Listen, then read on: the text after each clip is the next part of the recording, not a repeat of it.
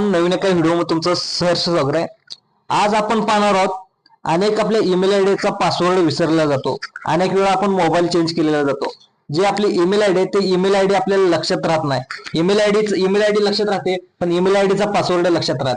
तर email आयडीचा password कसा शोधायचा याची संपूर्ण इन्फॉर्मेशन आज आपण मराठीमध्ये पाहणार आहोत। तर चला तर पाहूया।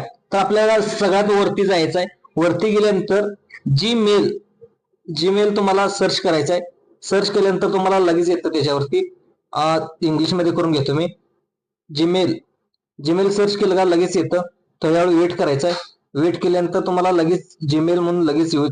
आता त्याच्यावरती काय जायचं आहे। ओपन झाल्यानंतर तुम्हाला याच्यावरती जे आपले प्रोफाईल पिक्चर असतो प्रोफाईल पिक्चर मध्ये जायचं आहे।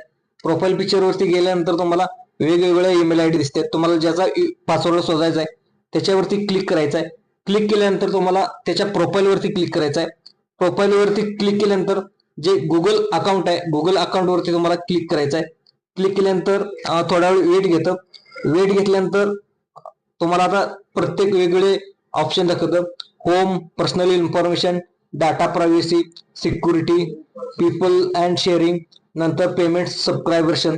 तर ह्याच्यामध्ये तुम्हाला सिक्युरिटी मध्ये जायचं आहे। सिक्युरिटी मध्ये गेल्यानंतर तुम्हाला इथं सुद्धा वेगवेगळे ऑप्शन दिलेले जातात। Your account protect, recent security activity, नंतर तुम्हाला टू स्टेप व्हेरिफिकेशन, नंतर सिक्युरिटी कोड, नंतर तुमचा पासकोड सिक्युरिटी कोड आणि इथं लास्टला दिसते ते पासवर्ड। तुम्ही आता किती वेळा कधी तुमचा पासवर्ड चेंज केलाय ते देखील सांगतं। नंतर तुम्ही पासवर्ड सेव्ह करून ठेवला असेल तर तुमचा इथं लास्टला जे पासवर्ड आहे इथं पासवर्ड देखील तुम्हाला भेटू शकतो। पण तुम्ही सेव्ह करून ठेवला असेल तर शक्यतो करून तुम्ही पासवर्ड सेव्ह करून नसेल तर तुम्हाला इथं पासवर्ड वरती जायचं आहे। पासवर्ड वरती गेल्यानंतर तुम्हाला थोडा वेळ वेट केल्यानंतर तुम्हाला थोडा वेळ वेट घेतं। वेळ घेतल्यानंतर तुम्हाला व्हेरीफाय जा ऑप्शन येतं। तिथं तुम्हाला पासवर्ड मागतं।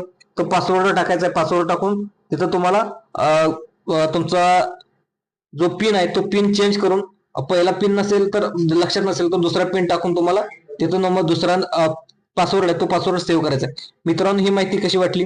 ही माहिती आवडल्यास आपल्या युट्यूब चॅनल लाईक करा, सबस्क्राईब करा आणि जास्तीत जास्त दुसऱ्या लोकांना सुद्धा शेअर करा। धन्यवाद।